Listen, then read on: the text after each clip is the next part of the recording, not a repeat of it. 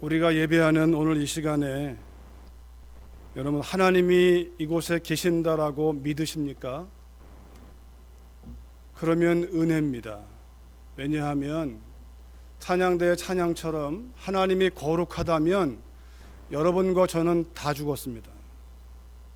정말 하나님이 계신다면 우린 다 죽었습니다. 그분의 피가 거룩하신 하나님 앞에 예배하는 이 자리에 우리를 살려두시는 겁니다. 여러분 정말 하나님이 계신다고 믿는다면 십자가의 복음이 아니면 우리는 하나님을 볼 수 없습니다. 예배할 수 없습니다. 여러분과 하나님 사이에, 우리와 하나님 사이에 그 십자가의 은혜가 하나님이 계신다고 믿는 여러분과 저를 살려두어 또 다른 삶을 살아가도록 기회를 주시는 것임을 믿는 믿음으로 이 예배가 하나님께 드려지기를 주의 이름으로 축원합니다. 누군지는 모르겠으나 오늘 예배 이 말씀을 꼭 들어야 될, 아니 예배가 꼭 필요한 사람, 이미 1부 때도 귀한 말씀을 들었고 2부 때도 3부 때도, 제가 오늘 교회에 5시 20분쯤 왔는데요, 불을 켜고 앉아서 한 10분 지나니까 불이 나가버렸어요.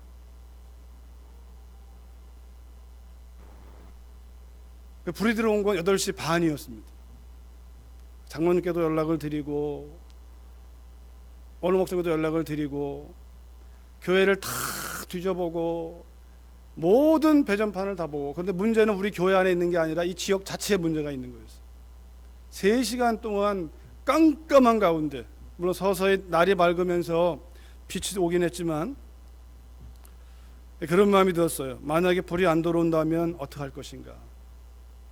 이 안이 추울 텐데, 불은 고사하고 어둡다 쳐도 이 안에 추우면 예배들이 참 어려울 텐데, 어쩌면 오늘이야말로 진짜 예배 드릴 수 있겠다.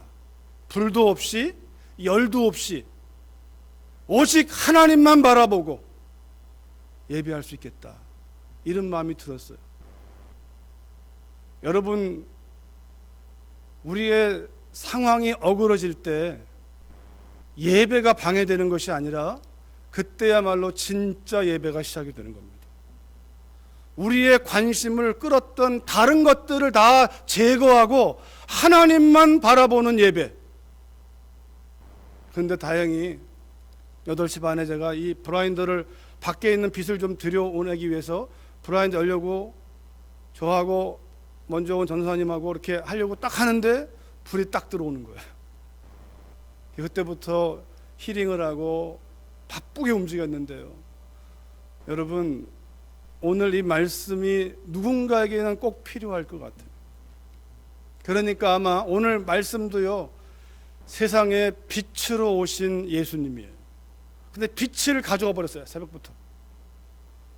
여러분, 이 빛은요 2가지의 기능이 있습니다. 하나는 열, 추운 곳에 열을 주고, 또 한 가지는 어두운 곳을 밝히는 기능이 빛의 기능입니다. 근데 오늘은, 다음 주에는 이 열의 기능을 말할 것이고, 오늘은 이 어둠을 밝히는 빛. 여러분, 우리 마음 가운데 우리가 어디에 어두운가 잘 살피시기를 다시 한번 주의 이름으로 권면합니다. 한 도시에 부자가 있습니다. 이 부자는 많은 양과 소가 있습니다. 그런데 이 부자 집에 손님이 찾아왔습니다. 근데 그 도시에는 부자만 있는 게 아니라 아주 가난한 사람도 있습니다. 그 사람에게는 암양 새끼 하나밖에 없습니다.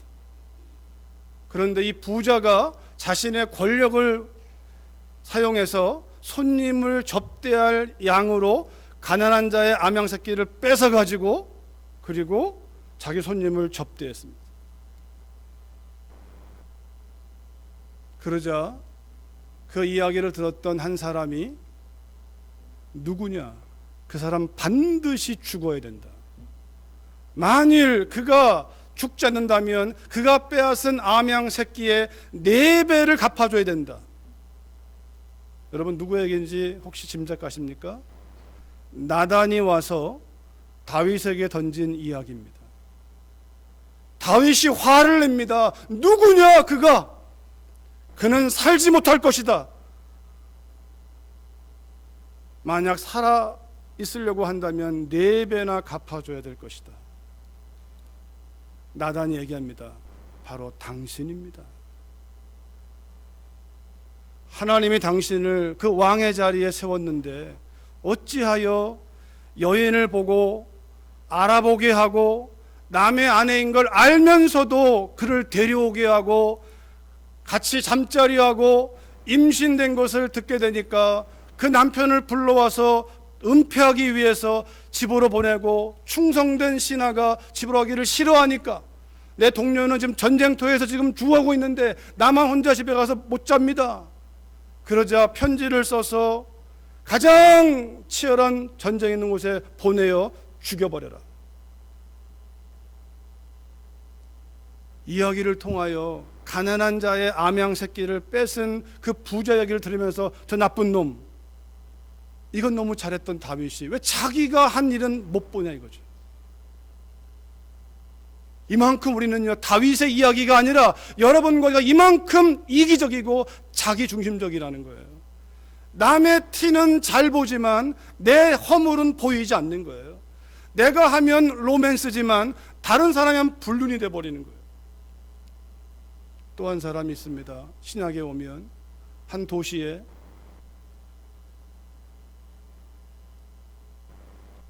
율법을 잘 아는 사람들이 기회를 봐서 간음 현장에서 한 여인을 잡아가지고 옵니다.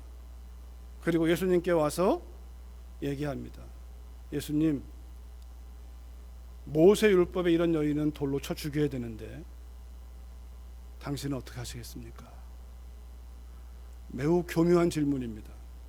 돌로 쳐 죽이라고 하면 사랑이 없다고 말할 것이고, 돌로 쳐 죽이지 말라고 하면 율법을 어기는 자가 되는 거니까 이러지도 못하고 저러지도 못할 만한 아주 굉장히 교묘한 질문이에요. 근데 예수님이 그 질문을 받고 땅에 앉아서 뭔가를 쓰십니다. 근데 계속 채근합니다. 당신 답은 뭐요? 주님 말씀합니다. 너희 중에 죄가 없는 자가 돌로 쳐라. 주님이 말씀하시기를 너희 중에 죄를 덜 지은 자가 돌로 치라고 안 했습니다. 너희 중에 저 여인보다 나은 자가 돌로 치라고 말하지 않았습니다. 너희 중에 죄가 없는 자가 돌로 쳐라. 주님의 그 말씀에 어른부터 청년까지 한 사람 한 사람 뒤로 다 빠져나갔습니다. 주님이 외친 그 진리의 빛 가운데에서 어둠을 본 것입니다. 다윗의 이야기가 전해오는 이야기를 통하여 옳고 그름은 잘 분별하는 다윗이 자기의 문제는 덮어버리고 은폐하고 율법을 들어서 이 여인을 죽여야 한다라고 얘기하는 그들이 주님의 그 정확한 진리 앞에 너희 중에 죄가 없는 사람이 돌로 쳐라. 그 질문 앞에 사람들은 마음의 가책을 느끼고 그리고 그 자리를 떠나게 됐고, 예수님이 여인과 주님만 남은 그 상황을 보면서 누가 없느냐? 아무도 없습니다. 나도 너를 정죄하지 않는다. 그 여인의 모든 허물과 죄악의 무게를 주님이 그 순간에 주님께로 테이크오버한 겁니다. 내가 너의 모든 비참과 저주를 내가 내 몸으로, 십자가에 죽으실 때가 아니라 주님이 이 땅에 오셔서 거니시면서 이 땅의 모든 저주를 그 몸에 끌어안은 겁니다. 그 마지막 정점이 십자가에서 하나님도 외면해야 되는, 왜? 그 모든 저주를 끌어안은 그 몸이기 때문에 하나님은 쳐다보기도 싫습니다. 여러분, 그 주님의 십자가 때문에 여러분과 제가 오늘 예배할 수 있다는 사실이, 주님이 오늘 본문 가운데 46절에서 이렇게 말씀하십니다.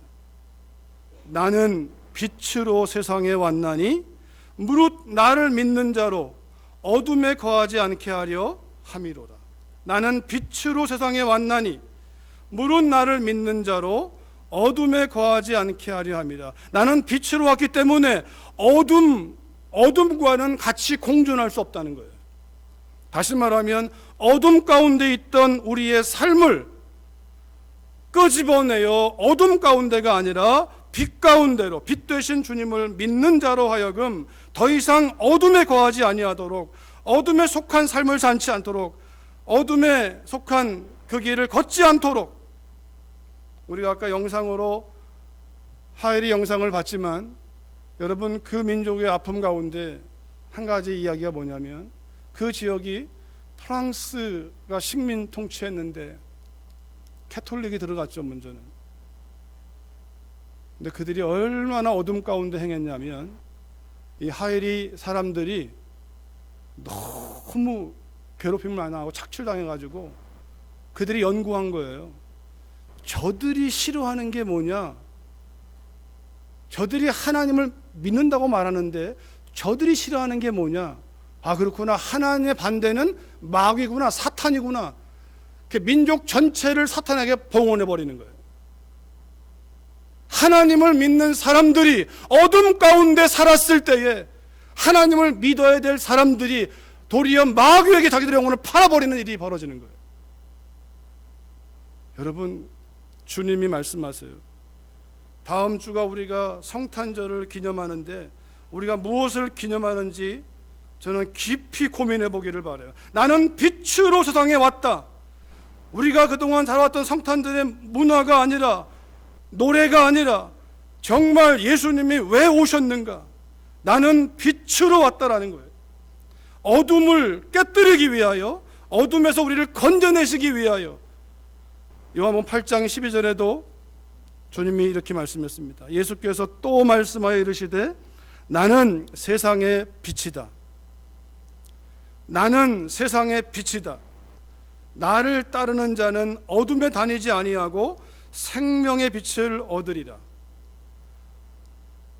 앞에서는 나를 믿는 자로 하여금 어둠에 거하지 않게 하려 한다 했지만 8장에서는 나를 믿는 자는 나를 따르는 자다.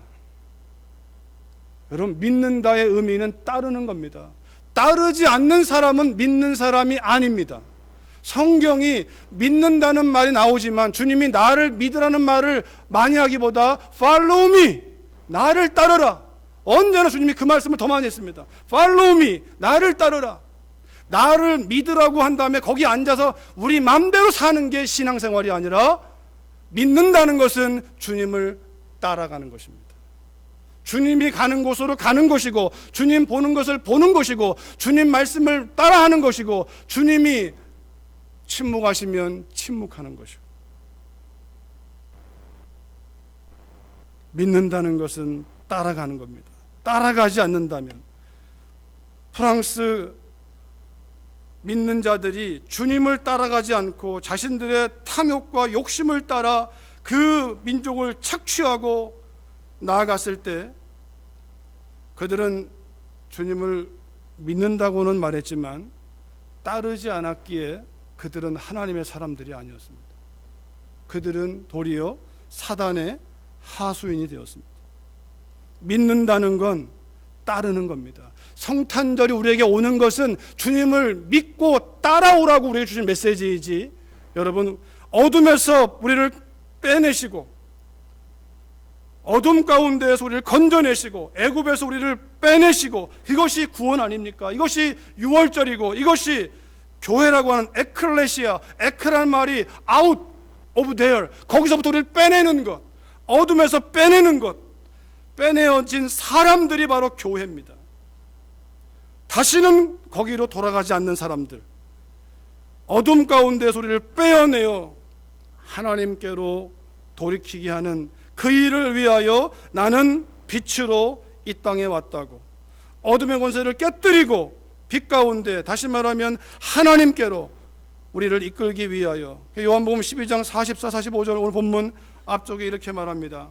예수께서 외쳐 이르시되 나를 믿는 자는 나를 믿는 것이 아니요 나를 보내신 이를 믿는 것이며 나를 보는 자는 나를 보내신 이를 보는 것이니라.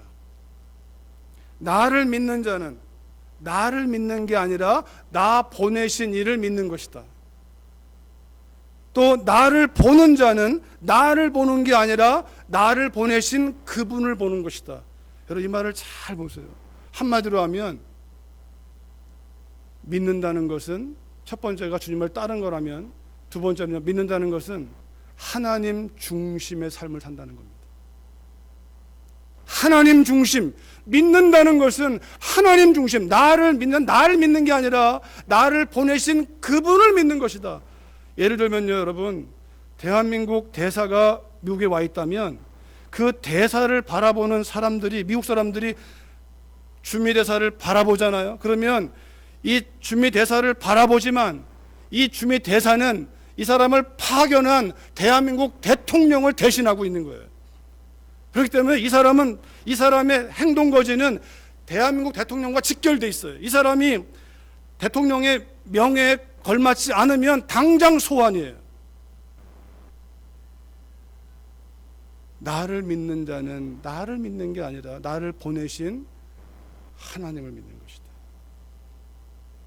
예수님 믿는 건 또 다른 신이 아니고 또 다른 신이 아니라 한 분 하나님, 그러나 아버지와 아들과 성령으로 구분되어 있는 그 하나님. 유대인들은 예수를 또 다른 신으로 보기 때문에 그들이 영적으로 가려져 있는 거예요.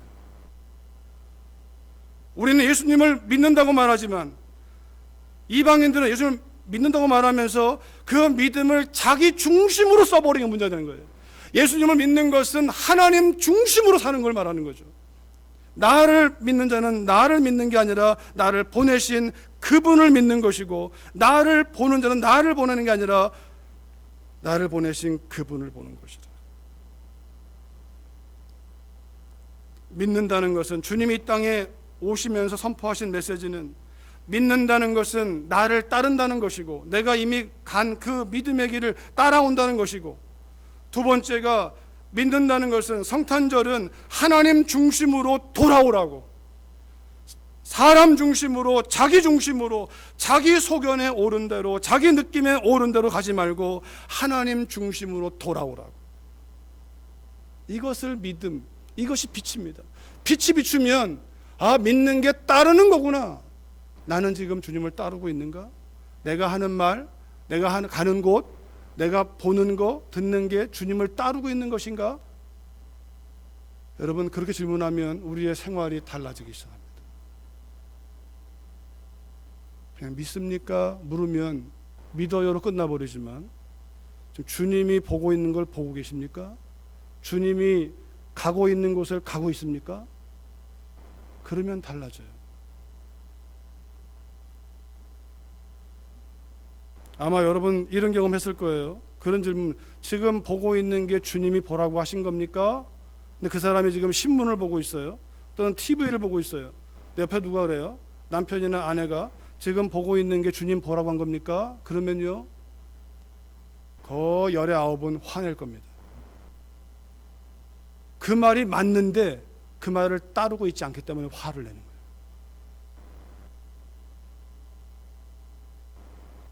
우리 안에 또 이런 말 하죠. 나는 내 생활도 없습니까? 사생활도 없습니까? 난 내가 하고 싶은 거, 먹고 싶은 거, 가고 싶은데 가면 안 됩니까? 예수님이 오신 일은요, 그러면 안 된다는 거예요. 아담과 하와가 왜 저주를 받았느냐? 자기가 원하는 대로 갔기 때문에 인생에 저주가 왔다라는 거예요. 세상에 저주가 왔다라는 거예요. 예수님이 땅에 왜 오셨느냐? 그러면 안 되니까. 하나님 중심으로 가야다만 우리가 하나님이 사람을 창조한 목적대로 살 수가 있으니까. 주님을 따라서 하나님 중심으로 살면 인생을 망치고 재미없는 게 아니라 그때부터 진짜 신나는 인생이 시작이 되는 겁니다. 그때부터 하나님 예비한 모든 것들을 누릴 수 있는 믿음의 여정이 시작이 되는 거예요. 다 예측되어지고 하는 인생이 아니라 바람이 어디서 와서 어디로 가는지를 모르는데 마치 성령에 이끌리는 사람들은 예측이 안 돼요. 다 예측할 수 있다면 우리는 하나님 믿지 않는 거예요, 사실. 하나님이 예측할 수 없는 우리의 부르심을 주실 때, 그럴 때 우리가 순종해 보면 알잖아요.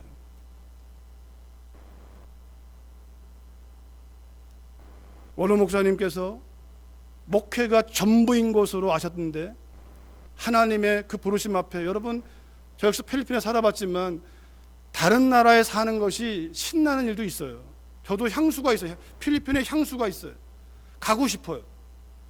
그러나 어려워요. 저도 3년을 사는 동안에 매달 돈이 어떻게 오는지를 전혀 모르기 때문에 그 3년이요 너무 힘들었어요. 지나고 나니까 은혜지. 한 달 한 달이요 얼마가 올지 전혀 모르는 인생을 살았으니까요. 다른 나라에 산다는 건 사는 것 자체가 사실은 사는 게 선교예요. 사는 게 힘들어요. 단기 선교 갔다 오는 것은 쉬워요. 왜? 여행이니까. 그것도 갔다가 그냥 뭐 2주든 한 달, 6개월이든 갔다 오면 돼요. 근데 사는 건 어려워요. 그러나 하나님의 그 부르심 앞에 결단하고 나갔을 때, 여러분 우리 듣는 것처럼 28개 교회가 세워지고 있는 것이 놀라운 일이죠.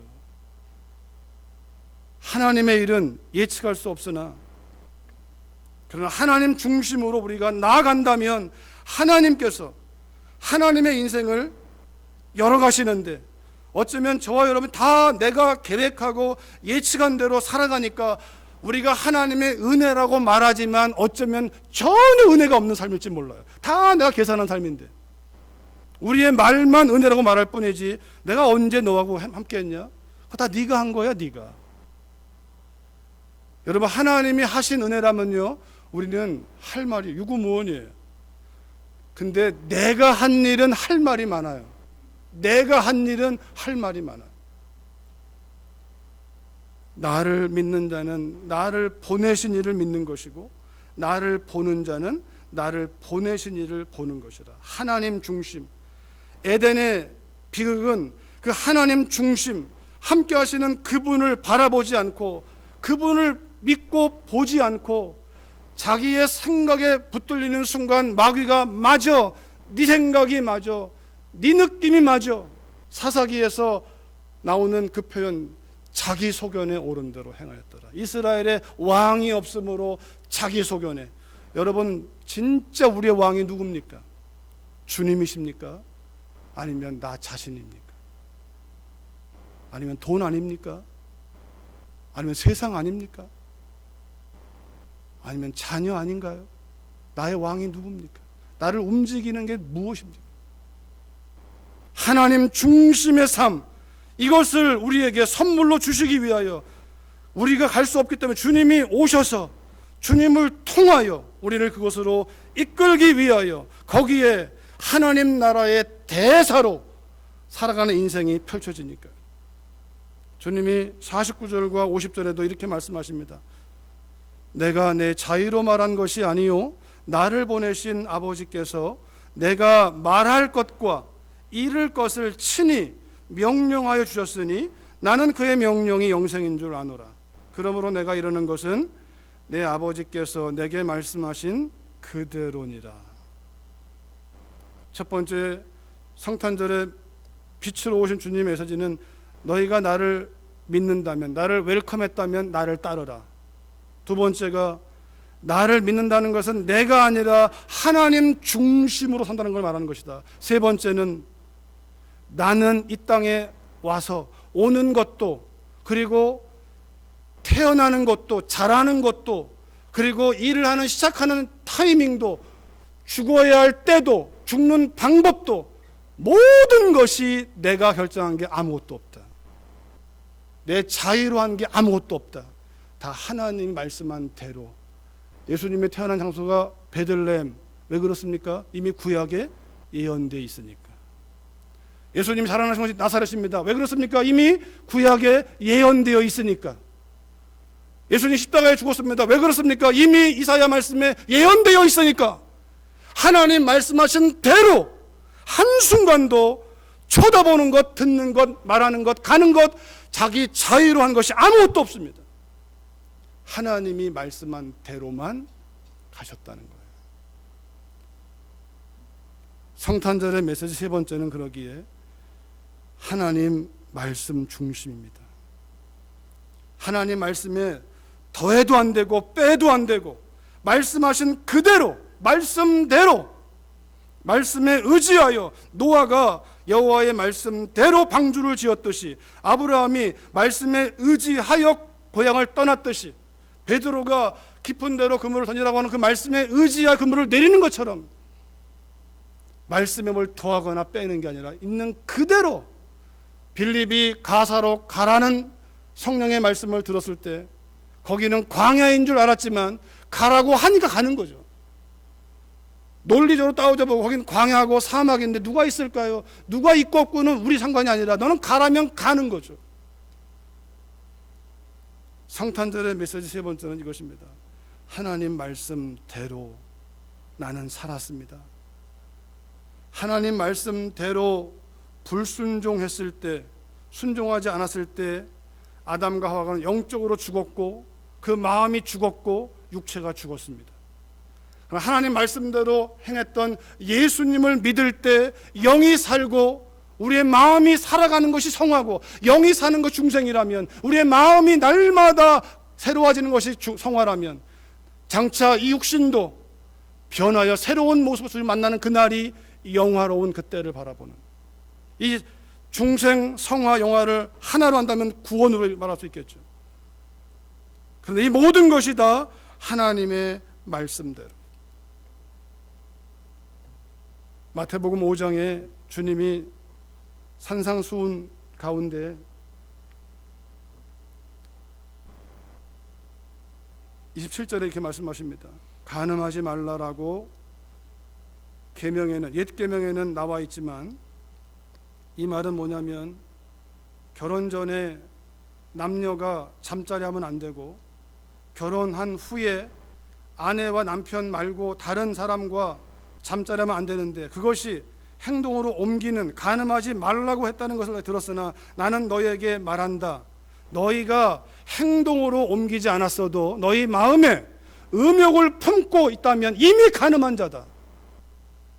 기준점이 바뀌었습니다.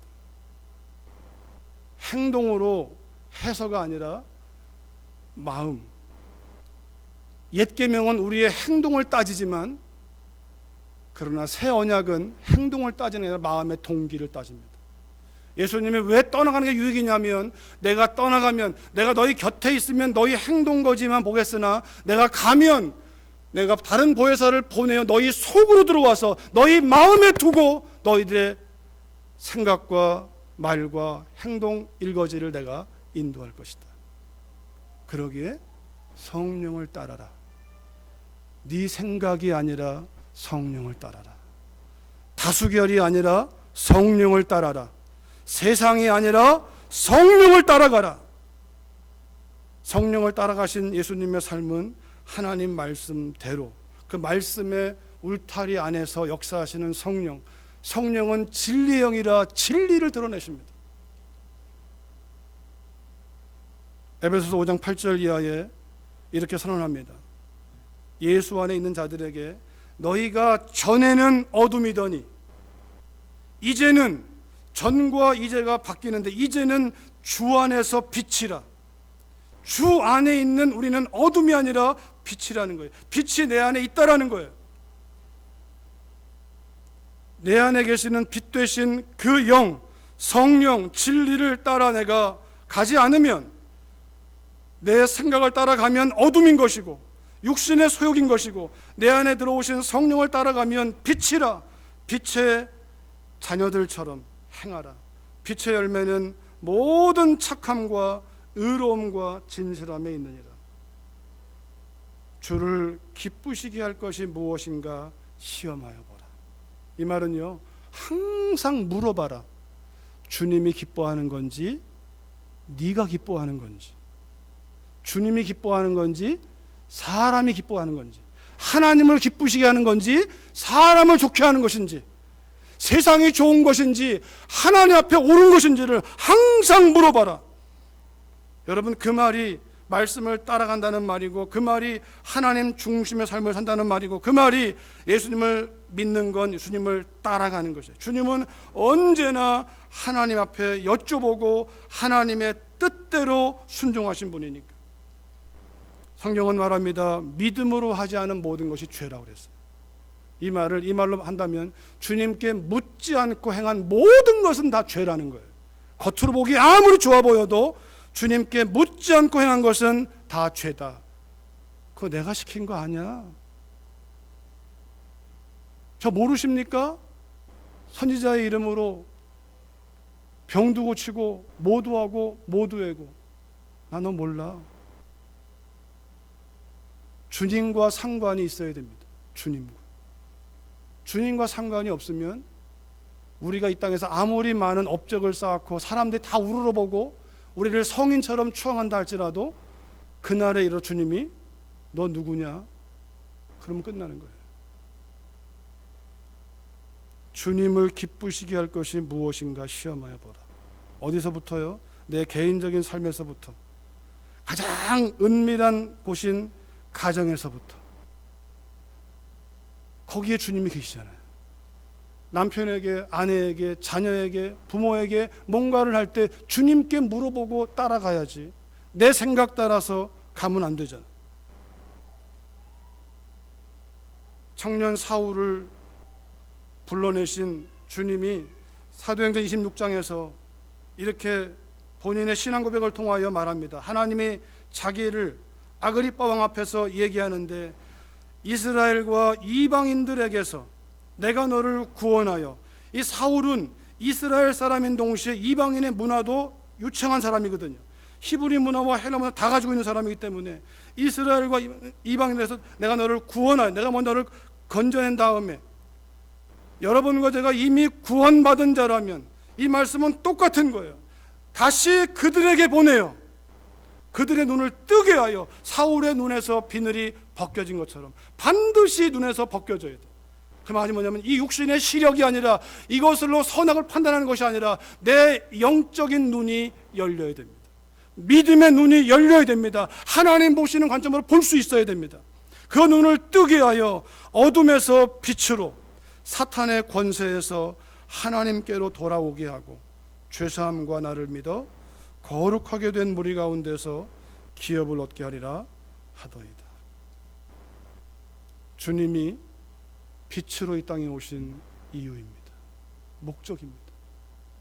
여러분과 제가 이 성탄절을 기억하며 주님 믿는다는 사실을 떠올릴 때 이 세 가지를 가지고 다시 나아가십시다. 주님을 따르는 것이 믿는 것이고, 하나님 중심의 삶이 믿는 것이고, 하나님 말씀 그대로 가는 것이 믿는 것이다. 이 성탄절기에 이 진리가 우리의 삶으로 회복이 되어지기를 주님의 이름으로 축원합니다. 살아계신 아버지 하나님, 감사합니다. 이 시간 허락하신 말씀을 통하여 말씀의 수종자로 다 증거하였사오니, 성령 하나님, 이 말씀을 들어야 될 그 한 사람이 듣고 이 시간 이후로 이 말씀 따라 하나님의 성령이 역사하실 때 순종하게 도와주셔서 거기에 임하는 하늘의 권능과 역사들이 충만하게 하여 주시옵소서. 예수님의 이름으로 기도하옵나이다. 아멘.